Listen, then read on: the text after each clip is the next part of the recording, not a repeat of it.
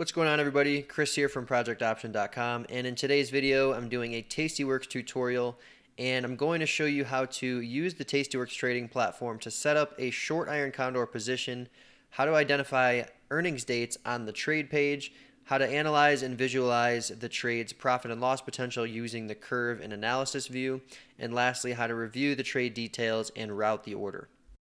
Now, before we get started, I just want to mention that there are a couple of links in the description where you can learn about our offer for getting one of our premium options trading courses for free when you open and fund a tastyworks account using the Project Option referral code. Now, we have two courses available. One is Index Premium Seller, which is all of my research and trading plans for systematically selling options on the S&P 500 ETF. And Volatility Trader is the second course, which is all my research and educational materials on trading the volatility products, and it includes a trading plan for systematically trading VXX. So go ahead and check out those links below in the description if you wanted to hear more about this offer or if you just want to learn more about tastyworks. Let's get started with the tutorial. Alright, so now that I've got the tastyworks trading platform fired up, right now I'm currently looking at the Apple's stock price and chart. And if we go ahead and look at the IV rank of Apple, we can see that it's right around 48, which for a lot of traders is important to look at because they like to see a medium to high IV rank before selling a iron condor. So let's say we wanted to sell an iron condor in Apple. Well, one of the things we'd have to do is first go to this trade tab right here. And since Apple is already selected, this option chain corresponds to Apple options. Now, one important thing to point out here is that we see this E with the line going across, and we see November 1st on the right-hand side. Now, this line represents when Apple's upcoming earnings date is, so this line is actually positioned neatly where it falls in between these option chains. So if we traded November 16 options, we would actually be exposed to Apple's upcoming earnings announcement because the earnings announcement is on November 1st. So maybe in this case we wouldn't actually sell an iron condor in November, but for this example, that's exactly what we're going to do. So I'm going to go ahead and open up November 2018 options in Apple, which have 46 days until they expire. So all I have to do is click on the tab associated with that option chain, and this will open up the calls and puts for Apple that expire in 46 days.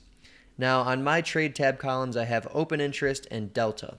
Now I like to look at these metrics because open interest for me is a measure of how active an options contract is. So for example, if we look at all these put options, we can see that the open interest is in the thousands across the board, which is a good indicator for me because that means there are thousands of open options at each of these strike prices, which means that Apple options are highly traded and they're very liquid. So that is what I like to look at. And I don't look at volume because if it's early in the trading day, volume is going to be very low across the board. So I just like to look at open interest because that is a collective measure and doesn't reset on a daily basis. Now the next thing I look at is delta, and that's because I like to position my trades and select my strike prices with delta. Now delta is an approximation of an option's likelihood that it expires in the money. So for example, if we look at a 30 delta put option, this put option has about a 30% chance of expiring in the money in 46 days. So to set up my iron condor, first and foremost, I'm going to look at the 16 delta setup. So I'm going to sell the 16 delta call and sell the 16 delta put. So if I go over to this call section on the left side, I look for the delta closest to 16, which gives me the 250 call option. And since I want to sell that, I'm going to click on the bid price of $1.52. And then I'm going to replicate that process on the put side. So if I go to the puts, look at the delta column, the closest put option to the delta of 16 is the 210 put. So just like I did for the call, I'm going to go ahead and click on the bid price. And this gives me the 210, 250 strangle. So we're only halfway there. From here, we have to purchase an out-of-the-money put option at a lower strike price than the 210 put. And we also have to purchase a call option at a higher strike price than the 250 call. So to complete the iron condor, we have to purchase a put option at a lower strike price than the 210 put and purchase a call option at a strike price higher than the 250 call. So I'm going to go ahead and just start out with a $5 wide iron condor, which means I'm going to buy the put that's $5 away from the 210 put, which is the 205 put.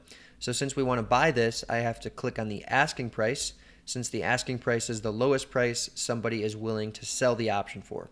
So I'm going to go ahead and click on the asking price of the 205 put, and then I'm going to replicate that process on the call side by going to the 255 call, clicking on the asking price, and this queues up our $5 wide iron condor with the short strikes at 16 delta.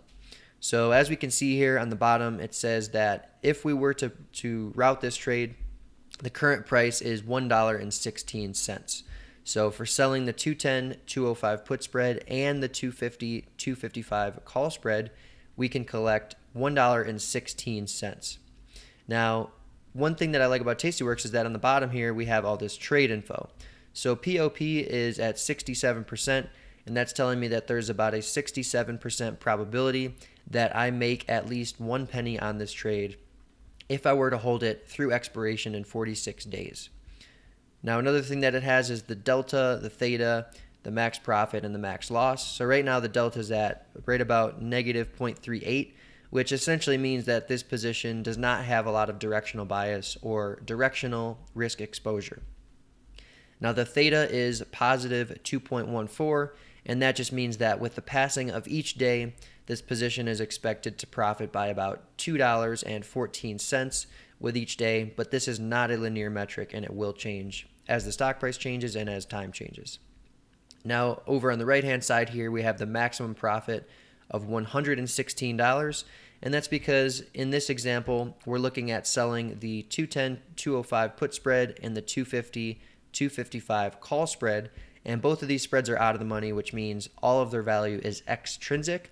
And if these spreads were to expire worthless, which would happen if Apple stayed right at 230 through expiration, then we would keep all of this premium because this position would go to zero. So the maximum profit potential is essentially the credit received times 100, and in this case, since it's at 116, the maximum profit is $116. Now the maximum loss is the widest spread width. So in this case, both of the spreads are $5 wide. So to get the maximum loss potential, what we do is we take the spread width and subtract the premium we're receiving, which in this case is 116.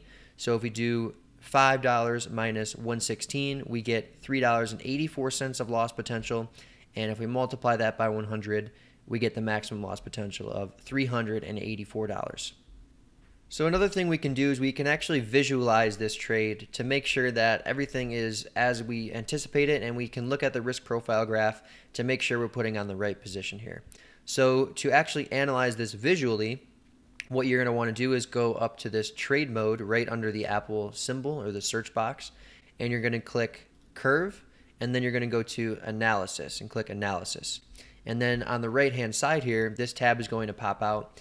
And basically all these check boxes are the different options that we've queued up. So if I go ahead and uncheck one of these, it's going to remove it. But I want to analyze this iron condor position, so I'm keeping all of these boxes checked. So I'm going to go ahead and drop that menu. And as we can see here, this is the expiration risk profile graph for the 210, 205, 250, 255 iron condor and Apple that expires in 46 days. So on the top here, we see the P&L at expiration, and this is going to tell us what our profit and loss would be at expiration given various Apple stock prices.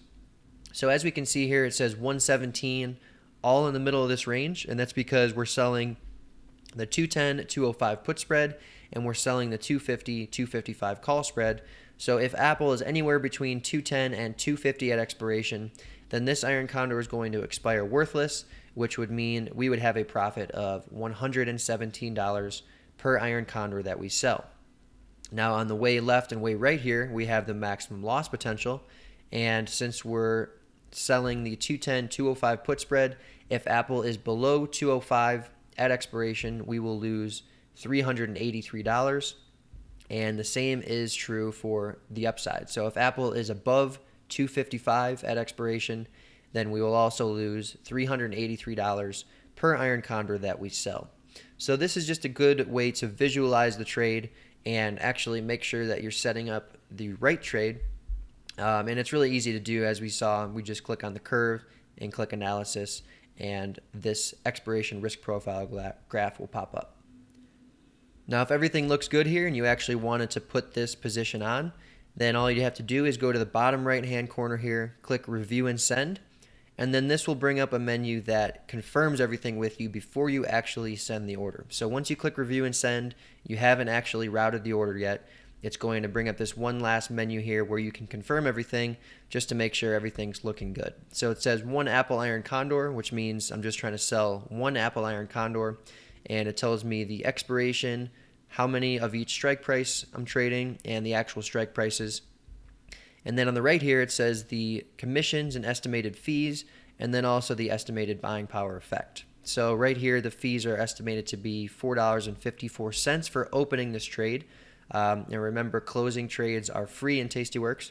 And with that said, the estimated buying power effect is $387.54, and that comes from the maximum loss potential of the trade, and it subtracts out the commissions and fees. So if we take the maximum loss potential of $383 and subtract $4.54 from that, we get $387.54. Now, if everything here looks great and you want to put the trade on, you go ahead and click send order, and once you do that, your trade will be routed to an exchange, and if there's a counterparty that's found and your trade gets filled, then you will have successfully sold the Iron Condor. That's going to do it for today's tutorial, everybody. Thanks for watching.